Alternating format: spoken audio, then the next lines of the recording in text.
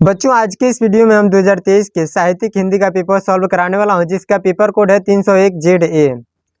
देखिए, इस प्रश्न पत्र को सॉल्व करने के लिए 3 घंटा 15 मिनट का टाइम दिया गया था और 2 खंड में प्रश्न पूछे गए थे। खंड क का पहला प्रश्न था चंद छंद वर्णन की महिमा के लेखक हैं।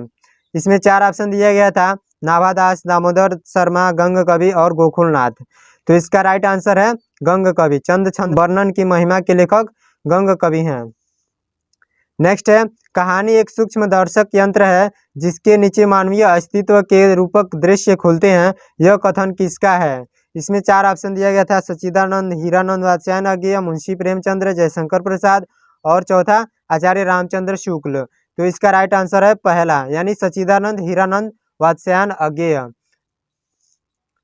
प्रश्न ग है, 84 वैष्णवन की वार्ता के रचनाकार हैं। इसमें भी 4 ऑप्शन दिया गया था, गोस्वामी विठलनाथ, गोविंददास, वल्लभाचार्य और गोकुलनाथ। तो राइट आपका आंसर हो जाएगा गोकुलनाथ। अगर आपने गोकुलनाथ किया होगा तो आपका आंसर सही होगा। नेक्स्ट प्रश्न है, प्रश्न नंबर घ, हिंदी की पहली आत्मकथा है। हिंदी की पहला आत्मकथा क्या है? अर्धकथा। अगर आपने अर्धकथा किया होगा तो आपका आंसर सही होगा। अगला प्रश्न है, प्रश्न नंबर अंग, प्रजा हितैषी नामक समाचार पत्र के संपादक हैं। इसमें 4 ऑप्शन दिया गया था, जिसका राइट आंसर है राजा लक्ष्मण सिंह। प्रजा हितैषी समाचार को प्रकाशित हुआ था सन 1855 ईस्वी में। नेक्स्ट है, द्विवेदी युग की समय सीमा मानी जाती है। द्विवेदी युग की समय सीमा कब से कब तक है? सन 1900 से 1918 ईस्वी तक। कभी कभी आपके प्रश्न पत्र में 1920 ईस्वी तक आती है, वो भी आपका राइट आंसर हो जाएगा। नेक्स्ट है, पल्लव किसकी रचना है? इसमें 4 ऑप्शन दिया गया है, सूर्यकांत त्रिपाठी निराला, जयशंकर प्रसाद, सुमित्रानंदन पंत, रामधारी सिंह दिनकर। तो राइट आंसर हो जाएगा आपका जयशंकर प्रसाद। पल्लव जो है जयशंकर प्रसाद का तीसरा कविता है और यह 1926 ईस्वी में प्रकाशित हुआ था। नेक्स्ट है, प्रश्न नंबर ग, केदारनाथ अग्रवाल किस काव्य धारा के कवि हैं? इसमें 4 ऑप्शन दिया गया है, जिसका राइट आंसर है प्रगतिवाद युग, यानी केदारनाथ अग्रवाल जो है प्रगतिवाद काव्य धारा के कवि हैं। नेक्स्ट है, प्रश्न नंबर घ, दूसरा सप्तक का प्रकाशन वर्ष है। तो दूसरा सप्तक का प्रकाशन वर्ष क्या है? 1951 ईस्वी, यानी दूसरा सही है। इसी में 5वां प्रश्न है, निम्नलिखित में से कौन छायावादी कवि नहीं है? इसमें 4 ऑप्शन दिया गया है, सूर्यकांत त्रिपाठी निराला, सुमित्रानंदन पंत, जयशंकर प्रसाद। ये तीनों लोग जो हैं छायावादी कवि हैं और महावीर प्रसाद द्विवेदी ये छायावादी कवि नहीं है। तो राइट आंसर हो जाएगा चौथा, महावीर प्रसाद द्विवेदी। प्रश्न तीसरा है, निम्नलिखित गद्यांश के नीचे दिए गए प्रश्नों के उत्तर दीजिए। ठीक है, विज्ञान की प्रगति के कारण ... प्रयुक्त किया जाता है। 5 प्रश्न पूछे गए हैं, पांचों प्रश्न 2-2 नंबर का है। पहला प्रश्न है, प्रस्तुत गद्यांश के पाठ एवं लेखक का नाम लिखिए। यह कौन से पाठ से लिया गया है और इसके लेखक कौन है, ये बताना है। दूसरा है, रेखांकित अंश की व्याख्या कीजिए। ये जो रेखांकित किया गया अंश है उसकी व्याख्या करना है। और तीसरा है, किस कारण निरंतर नई चीज़ों का आविष्कार होता रहता है। इस प्रश्न का जवाब इसी में है, जैसे कि विज्ञान की प्रगति के कारण नित्य नई चीज़ों का निरंतर आविष्कार होता रहता है। नए आविष्कार के नामकरण के लिए नया शब्द कौन बनाता है? तो यहाँ पे दिया गया है, जिस देश में उसकी सृष्टि की जाती है वह देश उस आविष्कार के नामकरण के लिए नया शब्द बनाता है। जो भी प्रश्न है वो उसका आंसर इसी में से देना होता है। ठीक है, ये भी वैसे ही है। अगला प्रश्न है चौथा, पद्यांश पर आधारित निम्नलिखित प्रश्नों के उत्तर लिखिए। ये पद्यांश है और इस पे आधारित जो है इन प्रश्नों का उत्तर देना है, यानी इसी में से छांट के आपको उत्तर देना है। ठीक है, नेक्स्ट है अथवा करके, ये भी वैसे ही प्रश्न है। अब आगे है प्रश्न नंबर 5वां, निम्नलिखित में से किसी एक लेखक का जीवन परिचय देते हुए उनकी प्रमुख कृतियों का उल्लेख कीजिए। हजारी प्रसाद द्विवेदी, पुरजी सुंदर रेड्डी और डॉक्टर APJ अब्दुल कलाम। किसी एक लेखक का जो है जीवन परिचय लिखते हुए उनका कृतियाँ लिखना है। ठीक है, इनका हमने बता दिया है, आप हमारे चैनल पे जाके देख सकते हैं। वैसे ही ये भी है, मैथिली शरण गुप्त, सुमित्रानंदन पंत और महादेवी वर्मा। इन तीनों का जीवन परिचय हमने बता दिया है। पंचलाइट अथवा बहादुर कहानी का कथानक अपने शब्दों में लिखिए। अब ये आप अपने जिले के अनुसार देख सकते हैं, आपके कॉलेज में कौन सा पढ़ाया जाता है वो आपके हिसाब से आप सॉल्व कर सकते हैं। अब देखिए खंड ख, निम्नलिखित में से किसी एक संस्कृत गद्यांश का संदर्भ सहित हिंदी में अनुवाद कीजिए। इन दोनों में से किसी एक का हिंदी में अनुवाद करना है संदर्भ सहित। नेक्स्ट है, निम्नलिखित में से किसी एक श्लोक का संदर्भ सहित हिंदी में अनुवाद कीजिए। ये भी हिंदी में अनुवाद करना है, संस्कृत में से लिया गया है। नेक्स्ट है, निम्नलिखित में से किन्हीं दो प्रश्नों के उत्तर संस्कृत में दीजिए। इसमें से किसी दो का उत्तर लिखना है। श्रृंगार अथवा वीर रस का लक्षण और उदाहरण लिखना है। तो यमक अथवा अतिशयोक्ति अलंकार की परिभाषा उदाहरण सहित लिखना है। यहाँ पे रोला अथवा चौपाई छंद की परिभाषा उदाहरण सहित लिखना है। इन तीनों में से यानी इन दोनों में से किसी एक को लिखना है, इसमें से भी किसी एक को लिखना है और इसमें से भी किसी एक को लिखना है। नेक्स्ट है, निम्नलिखित में से किसी एक विषय पर निबंध लिखिए। हमने आपको दो निबंध बताया था, बेरोजगारी और पर्यावरण प्रदूषण। देखिए दोनों आ गया है, आप जाके चैनल पर देख सकते हैं। नेक्स्ट है प्रश्न नंबर 12, प्रत्याशा का संधि विच्छेद होगा। प्रत्याशा का संधि विच्छेद क्या होगा? प्रति प्लस आशा।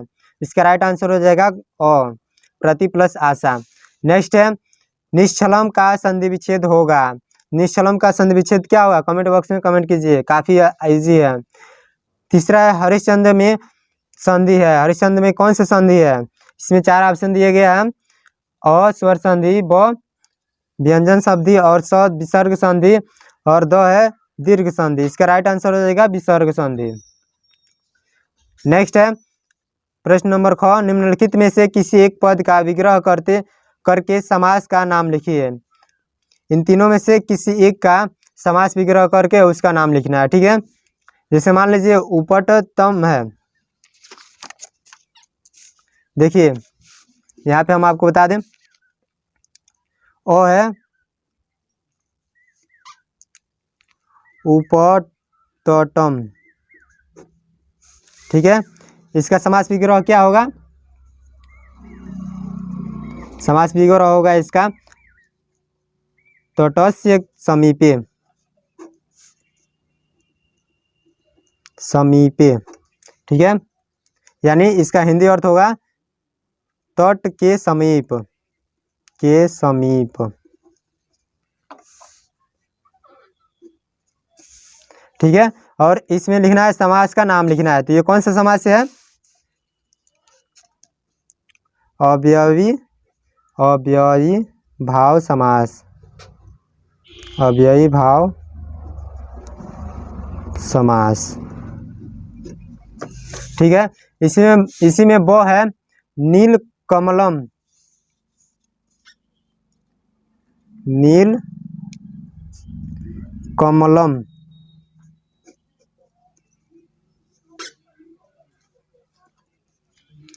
नील कमलम का क्या होगा? नीलम, नीलम कमलम, यानी नीला कमल। हिंदी अर्थ होगा नीला कमल। ये कौन सा समास है? इस समास का नाम क्या है?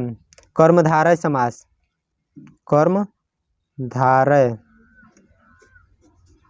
समास। इसी में एक और है, ये भी देख लीजिए, सो है प्रत्यक्षम। प्रत्यक्षम का क्या होगा? अक्षरों प्रति, अक्षरों प्लस प्रति, यानी कि आंखों के समीप, आंखों के समीप,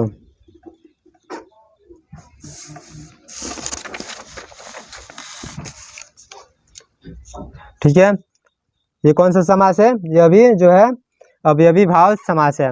नेक्स्ट है 13, नामन शब्द का षष्ठी विभक्ति एक वचन रूप लिखिए या होगा।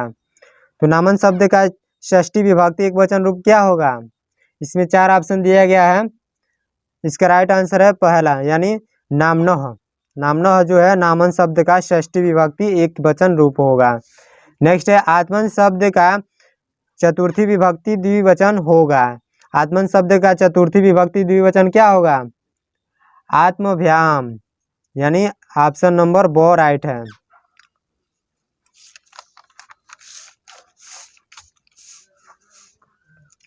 नेक्स्ट है नी धातु का लोट लकार मध्यम पुरुष द्विवचन होगा। इसमें 4 ऑप्शन दिया गया है, अनयत, अनयतम, नय, नयतम। तो इसका राइट आंसर क्या होगा? नयतम, यानी कि ऑप्शन नंबर 2 राइट है। पा धातु में लड़ लकार उत्तम पुरुष बहुवचन का रूप लिखिए। इसको लिखना है तो क्या लिखेंगे आप? क्या लिखा है? पा धातु में, पा धातु का क्या होगा? पा मतलब होता है पीना। इसका ऑप्शन हो जाएगा अपीवाम, अपीवाम।